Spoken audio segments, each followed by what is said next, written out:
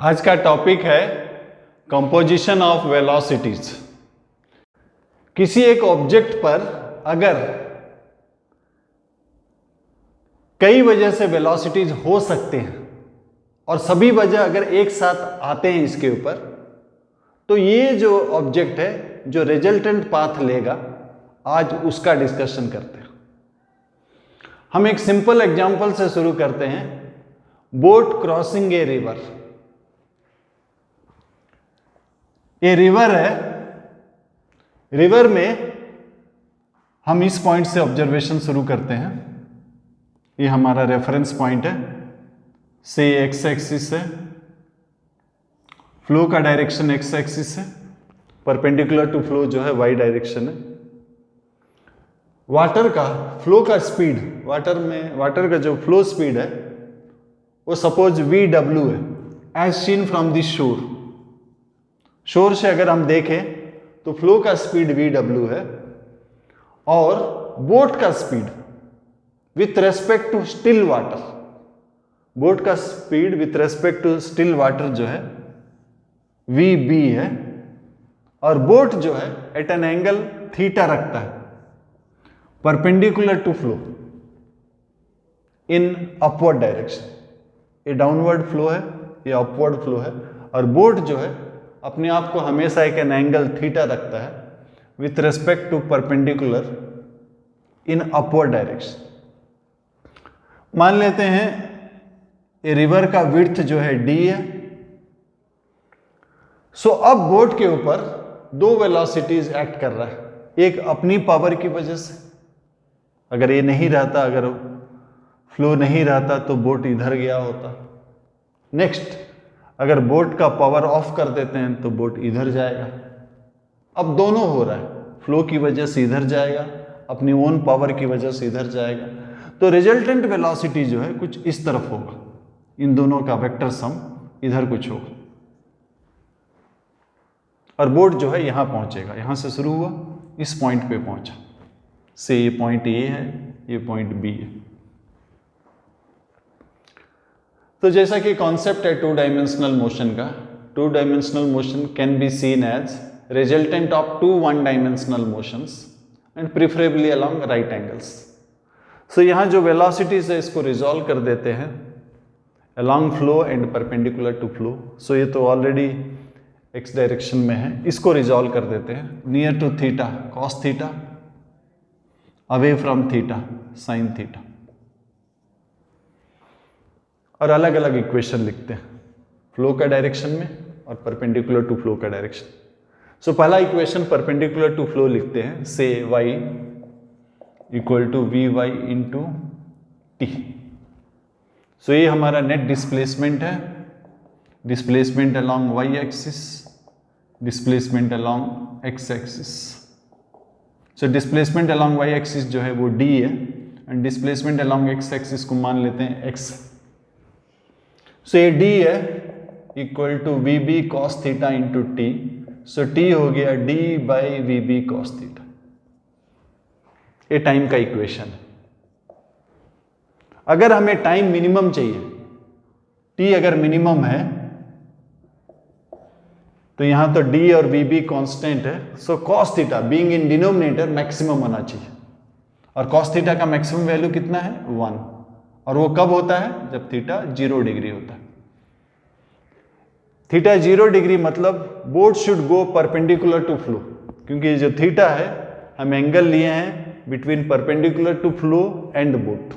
Theta 0 मतलब boat should go perpendicular to flow. So minimum time के लिए boat should go perpendicular to flow, और minimum time हो जाएगा ये 1 हो गया, मिनिमम टाइम हो गया D by VB। Next, drift in the direction of flow देखते हैं कितना डिस्टेंस जाता है in the direction of flow. So ये Sx हो जाएगा Vx into T AX Vx यानी कि इस डायरेक्शन में स्पीड है VW, ऑपोजिट डायरेक्शन में VB साइन थीटा। अगर ये ज़्यादा है तो नेट स्पीड हो जाएगा VW minus VB sign theta, और अगर ये ज़्यादा है तो नेट स्पीड हो जाएगा V B sine theta minus V W, मान लेते हैं ये ज़्यादा है। सो नेट स्पीड हो गया V W minus V B sine theta into time, time यानी कि ये वाला। सो टाइम का वैल्यू डाल देते हैं D by V B cos theta, तो एक्स निकल जाएगा। अगर बोट एग्जैक्टली ऑपोजिट पॉइंट जाना चाहता है, अगर बोट एग्जैक्टली ऑपोजिट पॉइंट जाना चाहता है, मतलब इस डायरेक्शन में वेलोसिटी 0 होना चाहिए। सो एग्जैक्टली ऑपोजिट पॉइंट मतलब एस एक्स 0, इसका मतलब वेलोसिटी जो है इस डायरेक्शन में 0 होना चाहिए। V W minus V B sine theta जो है वो 0 होना चाहिए, यानी कि साइन थीटा जो है V W by V B. So theta is sine inverse V W by V B. इस डायरेक्शन में अगर जाता है तो बोट जो है एग्जैक्टली ऑपोजिट पॉइंट में पहुंचता है, यानी कि ड्रिफ्ट जो है 0 हो जाएगा। लेकिन हमको मालूम है साइन थीटा जो है लेस देन इक्वल टू 1 होता है, यानी कि बोट का स्पीड जो है हमेशा ज़्यादा होना चाहिए। एग्जैक्टली ऑपोजिट पॉइंट पहुंचने के लिए बोट का स्पीड जो है ज़्यादा होना चाहिए। बोट का स्पीड जो है ज़्यादा होना चाहिए फ्लो का स्पीड से, तभी जाके एग्जैक्टली ऑपोजिट पॉइंट पहुंचेगा। लेकिन अगर वाटर का फ्लो का स्पीड अगर ज़्यादा रहा तो मिनिमम ड्रिफ्ट क्या होगा?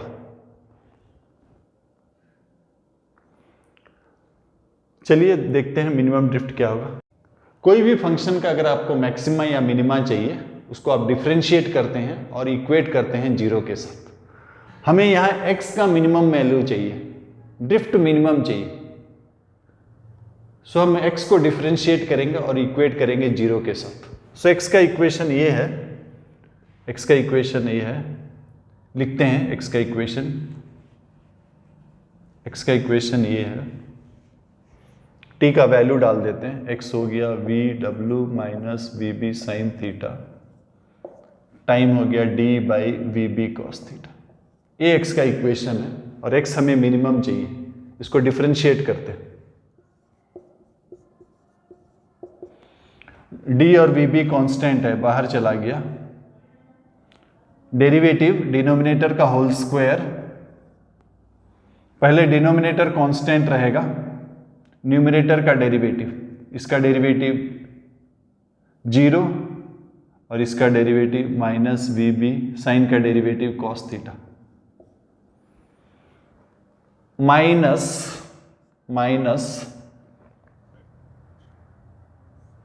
नेक्स्ट केस में ये कांस्टेंट रहेगा, कॉस का डेरिवेटिव। कॉस का डेरिवेटिव कितना होता है? कॉस का डेरिवेटिव होता है minus sine theta. So minus यहां लिख देते हैं, माइनस माइनस प्लस हो जाता। इसको हम इक्वेट करेंगे 0 के साथ, इसको हम इक्वेट करेंगे 0 के साथ। ये तीनों को क्रॉस मल्टीप्लाई कर देते हैं, ये हो जाएगा minus V B cos square theta plus V W sine theta minus V B sine square theta equal to 0। Cos square theta plus sine square theta 1 होता है, इसको राइट साइड ले जाते हैं। V W sine theta equal to V B और sine theta equal to V B by V W, यानी कि theta equal to sine inverse V B by V W. अगर फ्लो का स्पीड ज्यादा है तो कभी भी बोट ऑपोजिट पॉइंट में नहीं पहुंचेगा। मिनिमम ड्रिफ्ट के लिए बोट जो है हेड करना होगा an angle theta equal to sine inverse V B by V W. अगर फ्लो का स्पीड ज्यादा है बोट का स्पीड से तो बोट कभी भी ऑपोजिट पॉइंट नहीं पहुंचेगा। अगर हमें पूछा गया है कि मिनिमम ड्रिफ्ट कितना होगा, सो मिनिमम ड्रिफ्ट के लिए हम एंगल लेंगे theta equal to sine inverse V B by V W with normal to flow in upward direction. ये एंगल लेंगे तो मिनिमम ड्रिफ्ट होगा। सो मिनिमम ड्रिफ्ट एक्स का जो भी एक्सप्रेशन है, इसमें थीटा का जो भी वैल्यू निकला उसको डाल दीजिए, ड्रिफ्ट मिनिमम निकल जाएगा। यही कॉन्सेप्ट हम प्लेन का मोशन पर भी अप्लाई कर सकते हैं। सपोज प्लेन को जाना है इस पॉइंट से लेकर इस पॉइंट तक, ये डिस्टेंस मान लेते हैं d। विंड का वेलोसिटी है with respect to ground, wind का वेलोसिटी है मान लेते हैं vw एट एन एंगल θ1, और प्लेन का वेलोसिटी मान लेते हैं vp है with respect to still air, plane का ही वेलोसिटी है at an angle θ2। So plane का velocity vp with respect to still air, और प्लेन को पहुंचना है इधर। इसका मतलब ये हो गया कि नेट वेलोसिटी इस तरफ होना चाहिए, परपेंडिकुलर डायरेक्शन में वेलोसिटी 0 होना चाहिए। से एक्स एक्सिस है, ये वाई एक्सिस है, ये ओरिजिन है। सो प्लेन को रिजल्टेंट वेलोसिटी इस तरफ चाहिए, मतलब परपेंडिकुलर डायरेक्शन में 0 होना चाहिए। सो इसका परपेंडिकुलर कंपोनेंट और इसका परपेंडिकुलर कंपोनेंट कैंसल आउट होना चाहिए, equal in magnitude, opposite in direction. So ये पहला कंडीशन है। और दूसरा टाइम चाहिए। इस डायरेक्शन में दोनों का वेलोसिटी ऐड हो जा रहा, प्लेन का वेलोसिटी है vp cos θ2 और विंड का वेलोसिटी है vw cos θ1। सो टाइम हो जाएगा distance by resultant velocity. Resultant velocity plane का कंट्रीब्यूशन है cos θ2 और विंड का vw cos θ1। सो ये दो इक्वेशन है। सो कॉन्सेप्ट ये है, एक ऑब्जेक्ट के ऊपर कई वजह से अगर वेलोसिटी आ सकता है जो कि इंडिपेंडेंटली v1, v2, v3 दे सकते हैं, और वो सभी वजह अगर एक साथ इस पर एक्ट करते हैं तो नेट वेलोसिटी जो है resultant of all those velocity vector sum होगा। दूसरी बात है, टू डायमेंशनल कॉन्सेप्ट जो है, टू डायमेंशनल मोशन को हम देखते हैं resultant of two one dimensional motion along right angles. एक क्वेश्चन लेते हैं जो थोड़ा सा अलग है। ये रिवर है जिसका विड्थ d है, बोट यहां से शुरू हो रहा है, यहां एक टावर है, टावर का भी डिस्टेंस d है, और बोट का जो है स्पीड कांस्टेंट है। बोट का जो स्पीड है दो वजह से है, अपनी पावर की वजह से है और फ्लो की वजह से है, बट जो नेट रिजल्टेंट है उसका मैग्नीट्यूड कांस्टेंट है v। और दिया गया है बोट का जो नेट वेलोसिटी का डायरेक्शन है is always perpendicular to the line joining tower and the boat. Tower और बोट को जो लाइन ज्वाइन करता है उससे वेलोसिटी का डायरेक्शन हमेशा परपेंडिकुलर है, यानी कि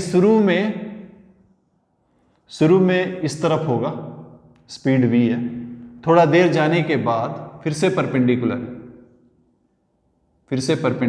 इधर होगा, परपेंडिकुलर इधर है।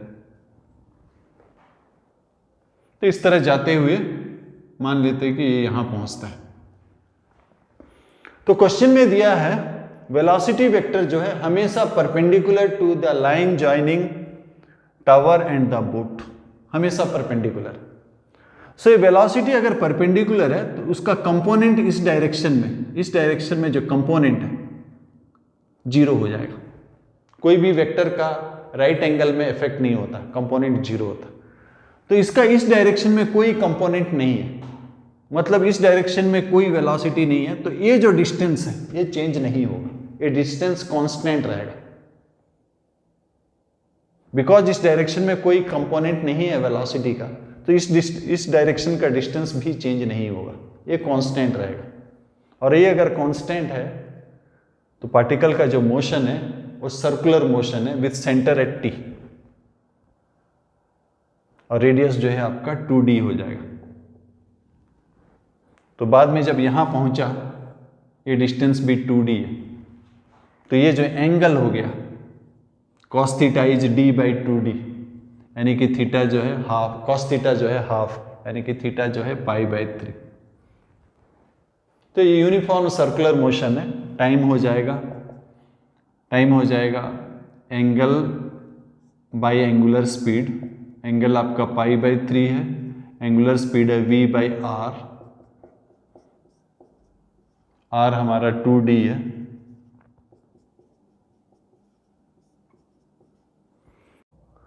कंपोजिशन ऑफ वेलोसिटी में हम 2-3 टाइप का क्वेश्चंस लिए। उम्मीद है आपको पसंद आया होगा। Thank you.